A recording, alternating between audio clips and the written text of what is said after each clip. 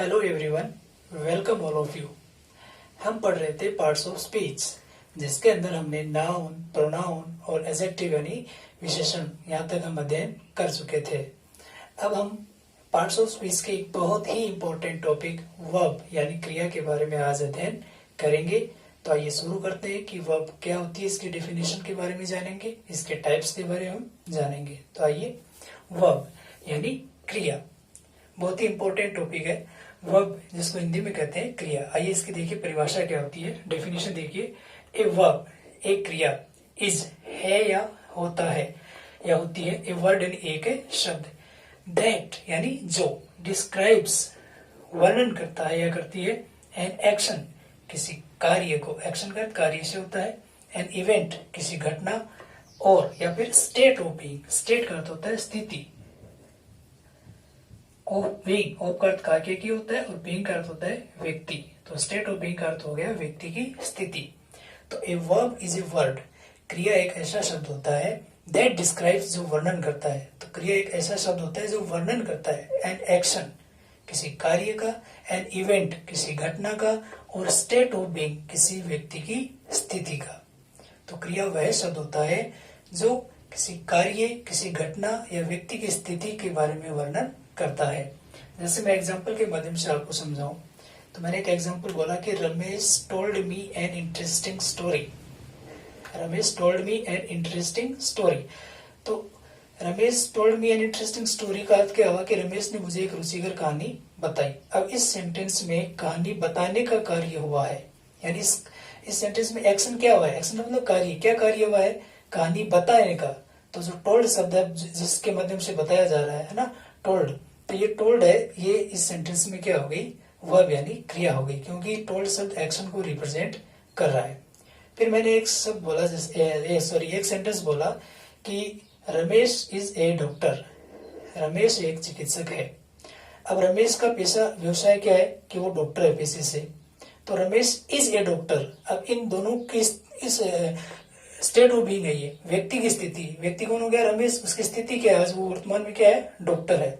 तो रमेश इज, तो यहाँ पे इज शब्द है, वो रमेश की स्टेट ऑफ बीइंग बता रहा है कि वो क्या है कि डॉक्टर है। तो यहाँ पे इज क्या हो गया, वर्ब यानी क्रिया हो गया। तो ये वर्ब की डेफिनेशन हो गई। अब हम पढ़ते हैं वर्ब के टाइप्स के बारे में।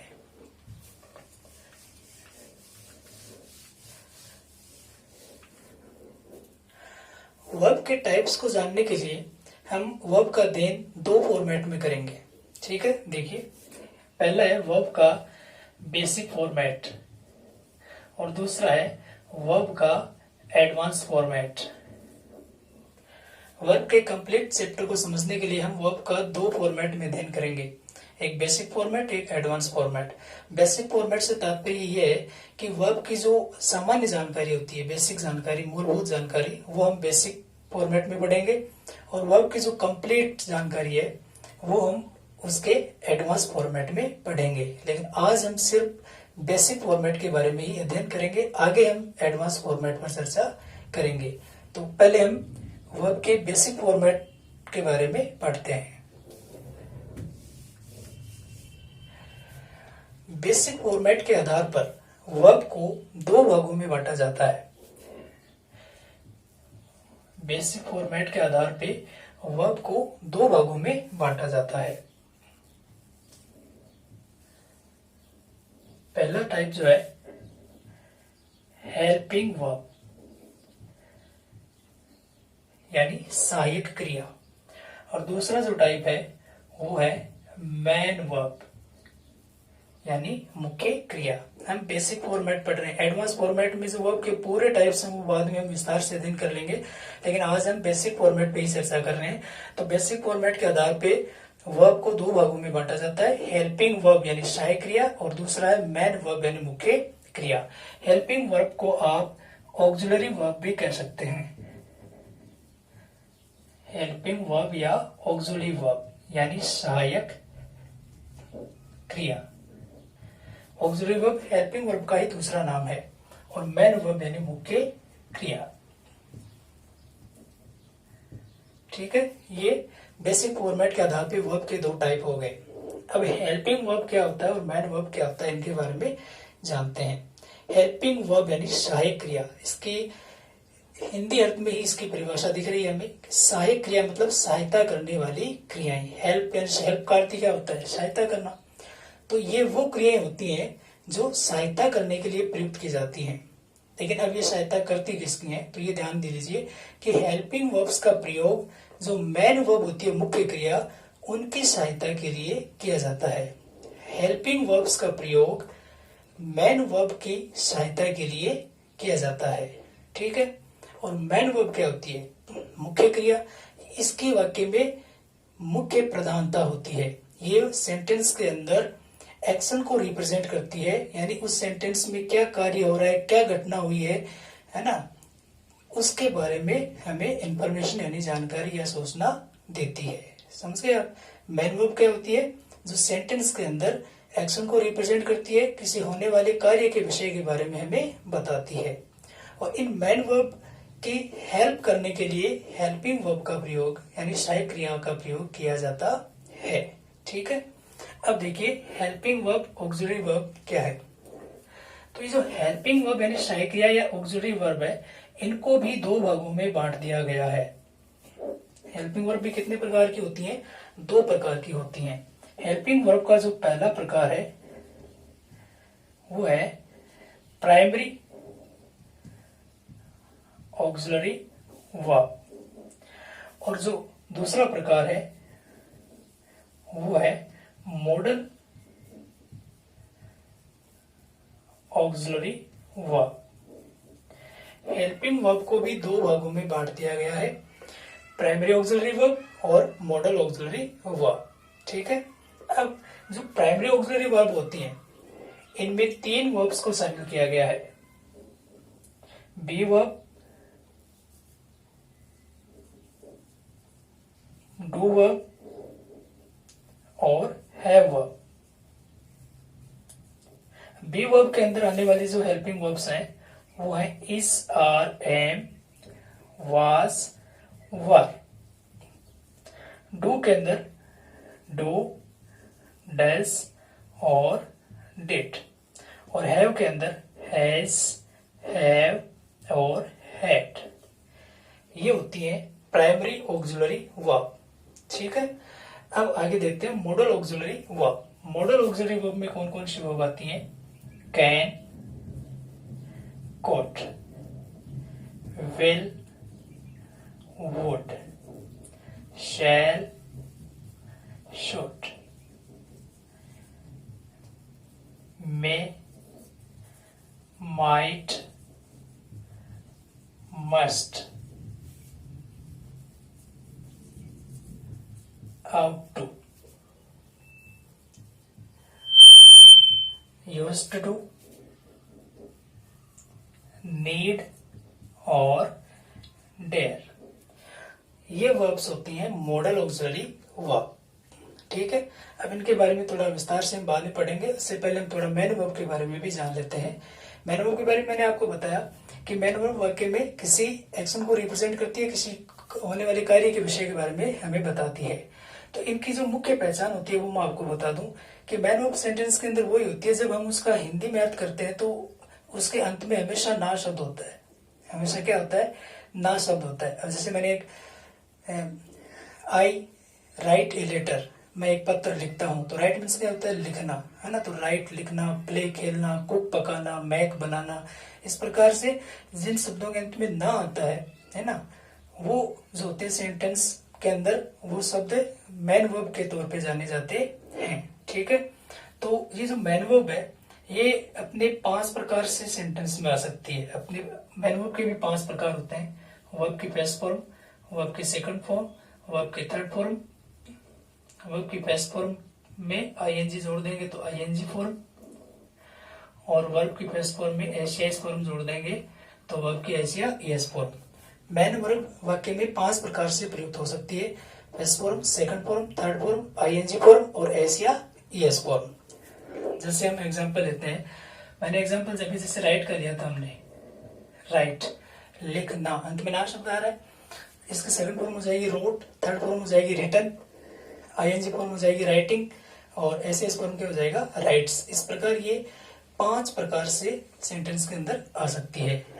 अब ये जो वर्ब की फर्स्ट फॉर्म होती है इसको प्रेजेंट फॉर्म बोलते हैं। वर्ब की जो सेकंड फॉर्म होती है उसको पास्ट फॉर्म बोलते हैं। वर्ब की जो थर्ड फॉर्म होती है उसको पास्ट पार्टिसिपल बोलते हैं।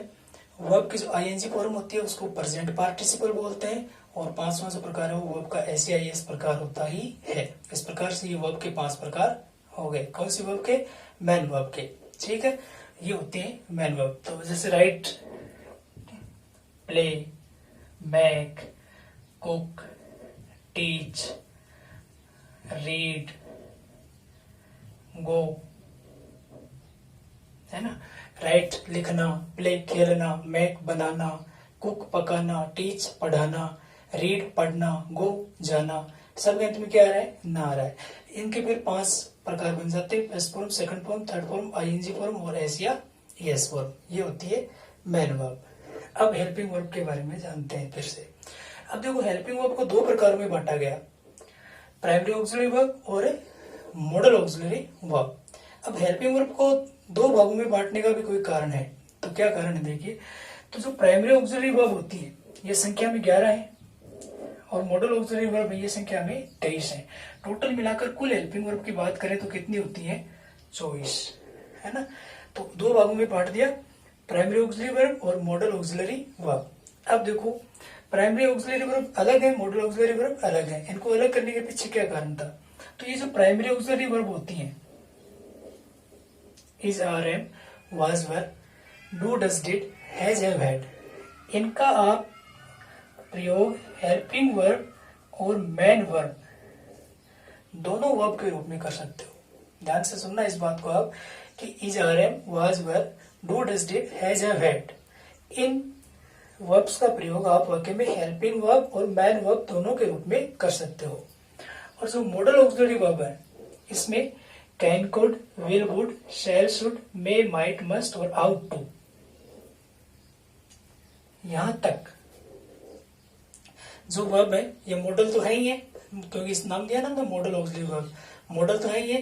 लेकिन मॉडल के अलावा ये सिर्फ और सिर्फ वाक्य में हेल्पिंग वर्ब तक का ही काम करती है।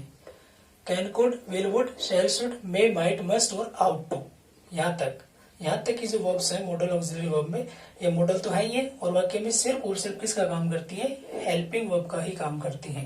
लेकिन नीचे 3 वर्ब और बची हुई है, यूज टू, नीड और डेयर। ये वाक्य में मॉडल तो है ही है, ये हेल्पिंग वर्ब और मैन वर्ब दोनों का काम करते हैं ये। इसलिए इन 3 को, यूज टू, नीड और डेयर को मार्जिनल ऑक्सिलरी वर्ब भी कहा जाता है। यूज टू, नीड और डेयर को मार्जिनल ऑक्सिलरी वर्ब भी कहा जाता है। क्यों? क्योंकि ये मॉडल होने के साथ साथ मैन वर्ब का भी कई बार काम करते हैं। ठीक है, अब थोड़ा इनके बारे में विस्तार से हम देख लेते हैं कि जो प्राइमरी ऑक्सिलरी वर्ब है ये हेल्पिंग वर्ब और मैन वर्ब का कार्य, दोनों का कार्य किस प्रकार करते हैं। ठीक है, और इनके बारे में भी हम अध्ययन करेंगे। तो आइए शुरू करते हैं।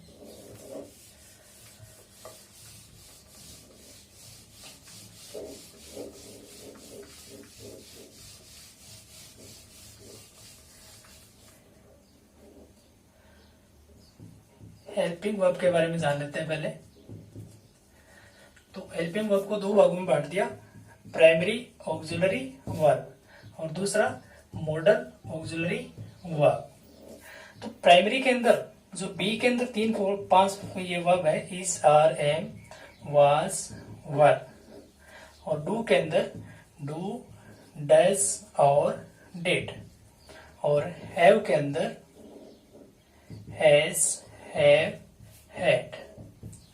ये हेल्पिंग वर्ब का पहला प्रकार है, प्राइमरी ऑक्सिलरी वर्ब। तो इनके बारे में मैंने आपको बताया कि ये हेल्पिंग वर्ब और मैन वर्ब दोनों का काम करते हैं। अब हेल्पिंग वर्ब का कब करते हैं और मैन वर्ब का कब करते हैं, देखिए।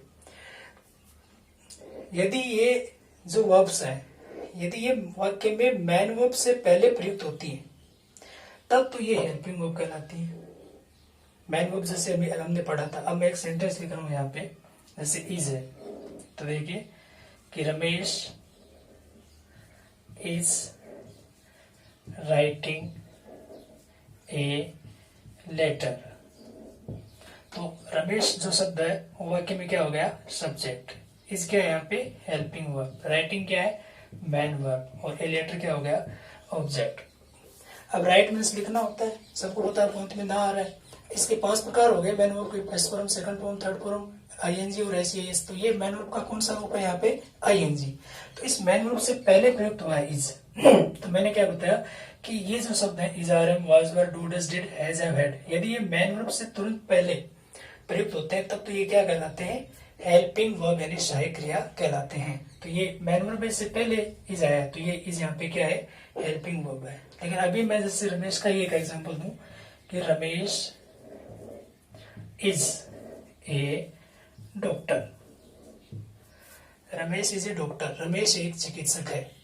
अब यहाँ पे रमेश सब्जेक्ट है, इज वर्ब है, और ए डॉक्टर ये क्या है, नाउन है, संज्ञा है। इसका मतलब वाक्य में मैन वर्ब यानी मुख्य क्रिया नहीं है, इज अकेला ही है। तो मैन वर्ब से पहले अगर इज होता तो क्या हो जाता, वो हेल्पिंग वर्ब हो जाता। मैन वर्ब से पहले ये शब्द आते हैं तो ये क्या हो जाते हैं, हेल्पिंग वर्ब। और यदि वाक्य मैन वर्ब है नहीं और ये अकेले ही प्रयुक्त हो रहे हैं यानी किसी नाउन के साथ, है ना, तो ये जो वर्ब है ये फिर यहाँ पे मैन वर्ब का ही कार्य करती है। ठीक है, मुख्य क्रिया भी इस वाक्य में यही हो गई इज। तो ये जो मैन वर्ब का ये जो प्रकार है इसको आप स्टेटिव या लिंकिंग वर्ब कह सकते हैं, स्टेटिव या लिंकिंग वर्ब। अब यहाँ पे जो इज है वो स्टेटिव या लिंकिंग वर्ब है, लेकिन है ये मैन वर्ब का ही एक प्रकार। तो इसका प्रयोग देख लो आप, ऊपर वाले वाक्य में इज हेल्पिंग वर्ब है और नीचे वाले वाक्य में स्टेटिव या लिंकिंग वर्ब है। ये मैन वर्ब का एक प्रकार है। तो तभी मैंने आपको बताया कि जो प्राइमरी ऑक्सिलरी वर्ब होती है वो हेल्पिंग वर्ब और मैन वर्ब दोनों का कार्य करती हैं। एक एग्जांपल और लेते हैं, जैसे मैंने लिखा कि I have written a letter. I क्या हो गया यहाँ पे, सब्जेक्ट। हैव क्या है, हेल्पिंग वर्ब। रिटन क्या है, मैन वर्ब। मैन वर्ब की कौन सी फॉर्म है, ये थर्ड फॉर्म है। और ए लेटर यहाँ पे क्या होगा, ऑब्जेक्ट। तो हैव का जो प्रयोग है वो वाक्य में मैन वर्ब से पहले हुआ है। तो मैन वर्ब से पहले अगर इसका प्रयोग हुआ है तो ये क्या हो गया, हेल्पिंग वर्ब, सहायक क्रिया। और यदि मैंने एक सेंटेंस यहाँ पे लिखा कि आई हैव ए कार, मेरे पास एक कार है। अब आई सब्जेक्ट है, हैव वर्ब है, और ए कार तो यहाँ पे क्या है, नाउन है, यानी वाक्य में मैन वर्ब नहीं है हैव के बाद। तो जो इस प्रकार से अकेला हैज हैव आते हैं, अकेले हैज हैव हैड आते हैं, तो ये पोजीशन व्यक्त करते हैं, यानी संबंध, अपने पास कोई चीज होना उसको दर्शाते हैं। ठीक है ना, जैसे अब आई हैव ए कार, मेरे पास एक कार है। I have a pen, I have a book, मेरे पास एक पुस्तक है ना। तो ये हो गई मैन वर्ब ऑफ पोजीशन। तो यहाँ पे जो हैव है वो क्या है, मैन वर्ब ऑफ पोजीशन, यानी संबंध बताने के लिए मुख्य क्रिया। इसको आप स्टेटिव या लिंकिंग वर्ब कह सकते हैं, है ना। ऊपर वाले वाक्य में हमने पढ़ा था ना, वो रमेश का एग्जांपल लिया था हमने इसके साथ। तो is, are, am, was, were, has, have, had, do, does, did, ये हेल्पिंग वर्ब और मैन वर्ब दोनों का काम करते हैं। अगर ये मैन वर्ब से पहले प्रयुक्त हो रहे हैं तब ये हेल्पिंग वर्ब है, और अकेले ही प्रयुक्त हो रहे हैं किसी नाउन के साथ और उसकी स्टेट ऑफ बीइंग बता रहे हैं, यानी तो ये मैन वर्ब होती है। मैन वर्ब में ये स्टेटिव या लिंकिंग वर्ब कहलाती है। ठीक है, अब मॉडल ऑक्सिलरी वर्ब। तो ये तो आपको ध्यान में हो गया। प्राइमरी ऑक्सिलरी वर्ब जो संख्या में 11 होती हैं। Be verbs, is, are, am, be verbs में कौन कौन आते हैं, इज, आर, एम और वाज, वर। डू वर्ब्स में डू, डज, डिड, और हैव में हैज, हैव, हैड, ये होती है 11। अब पढ़ते हैं मॉडल ऑक्सिलरी वर्ब, जो संख्या में कितने होते हैं, 13। Can, could, will, would, shall, should, may, might, must और ought to। उसके बाद used to, need और did। ये सारे मॉडल ऑक्सिलरी वर्ब हैं, यानी ये मॉडल कहलाते हैं। ठीक है, अब can, could, will, would, shall, should, may, might, must, ought to, इतने जो मॉडल हैं ये सिर्फ और सिर्फ हेल्पिंग वर्ब का काम करते हैं, सिर्फ और सिर्फ हेल्पिंग वर्ब का ही काम है करते हैं। लेकिन जो नीचे 3 मॉडल और लिखे हुए हैं, यूज टू, नीड और डेयर, ये मॉडल होने के साथ साथ हेल्पिंग वर्ब और मेन वर्ब दोनों का कार्य करते हैं। यूज टू तो कई बार सेंटेंस में एडजेक्टिव यानी विशेषण का भी कार्य कर देता है। अब जैसे मैं एक एग्जांपल देता हूं आपको नीड का। मैंने लिखा कि आई नीड मनी, पहला सेंटेंस ये लिखा मैंने। दूसरा लिखा मैंने you need not come tomorrow. अब देखो आई क्या है, सब्जेक्ट, नीड आगे वर्ब है और मनी ऑब्जेक्ट हो गया। आई नीड मनी, मुझे पैसों की आवश्यकता है। तो यहाँ पे नीड किसका काम कर रहा है, मैन वर्ब का। नीड मैन वर्ब की फर्स्ट फॉर्म है यहाँ पे। और अगला सेंटेंस देखिए, you need not come tomorrow. अब यू यहाँ पे सब्जेक्ट है, ये नीड यहाँ पे हेल्पिंग वर्ब है, नोट ये नेगेटिव सेंस दे रहा है वाक्य में, कम यहाँ पे मैन वर्ब है। You need not come tomorrow मतलब तुम्हें कल आने की आवश्यकता नहीं है। तो यहाँ पे नीड किसका काम कर रहा है, हेल्पिंग वर्ब का काम कर रहा है। इसीलिए यूज टू, नीड और डेयर को मार्जिनल ऑक्सिलरी वर्ब भी कहा जाता है। ठीक है, तो can, could, will, would, shall, should, may, might, must, ought to, ये मॉडल होने के साथ साथ सिर्फ और सिर्फ क्या है, हेल्पिंग वर्ब है। और यूज टू, नीड, डेयर ये मॉडल होने के साथ साथ हेल्पिंग वर्ब और मैन वर्ब दोनों का कार्य करते हैं। अब जो मॉडल ऑक्सिलरी होती हैं इनकी सबसे मुख्य बात क्या होती है कि मॉडल ऑक्सिलरी के बाद आने वाली जो मैन वर्ब होती है वो सिर्फ और सिर्फ फर्स्ट फॉर्म होती है ना। यानी मॉडल ऑक्सिलरीज के साथ सिर्फ और सिर्फ मैन वर्ब की फर्स्ट फॉर्म का ही प्रयोग किया जाता है। और ये जो मॉडल ऑक्सिलरी इतनी मैंने यहाँ पे लिखी है, can, could, will, would, shall, should, may, might, must और आउट टू, ये सिर्फ और सिर्फ हेल्पिंग वर्ब का ही कार्य करती है, ये मैन वर्ब का कार्य बिल्कुल भी नहीं करते हैं। जैसे प्राइमरी ऑक्सिलरी वर्ब में is, are, am, was, were, do, does, did, has, have, had, वो हेल्पिंग वर्ब और मैन वर्ब दोनों का कार्य कर रहे थे। लेकिन ये जो मॉडल ऑक्सिलरी वर्ब है इतनी, ये सिर्फ और सिर्फ मॉडल होने के साथ साथ ऑक्सिलरी यानी हेल्पिंग वर्ब ही होती है। यूज टू, नीड और डेयर ये मार्जिनल ऑक्सिलरी वर्ब होती है, ये मॉडल ऑक्सिलरी वर्ब तो ही है, मतलब ये हेल्पिंग वर्ब और मैन वर्ब दोनों का कार्य करते हैं।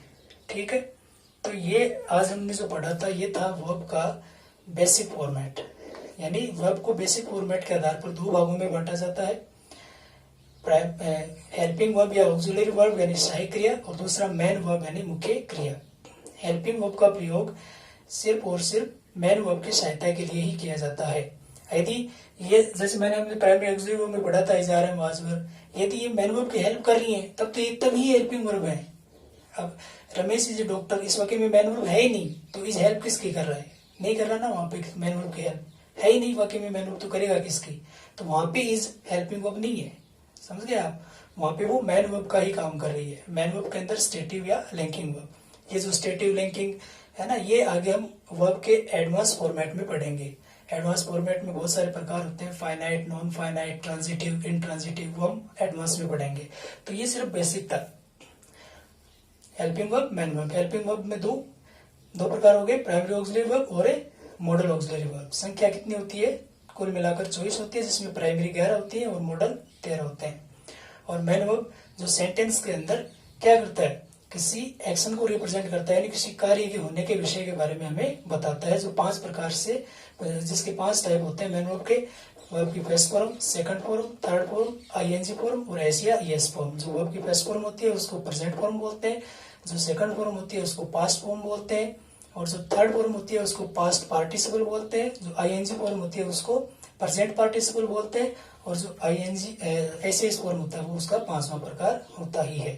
ठीक है, तो ये था हमारा वर्ब का बेसिक कंसेप्ट यानी बेसिक फॉर्मेट। नेक्स्ट वीडियो में हम वर्ब के एडवांस फॉर्मेट के बारे में पढ़ेंगे।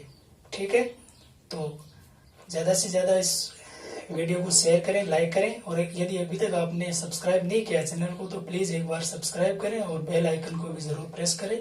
नेक्स्ट वीडियो में हम वर्ब का जो एडवांस फॉर्मेट है उसके बारे में विस्तार से अध्ययन करेंगे।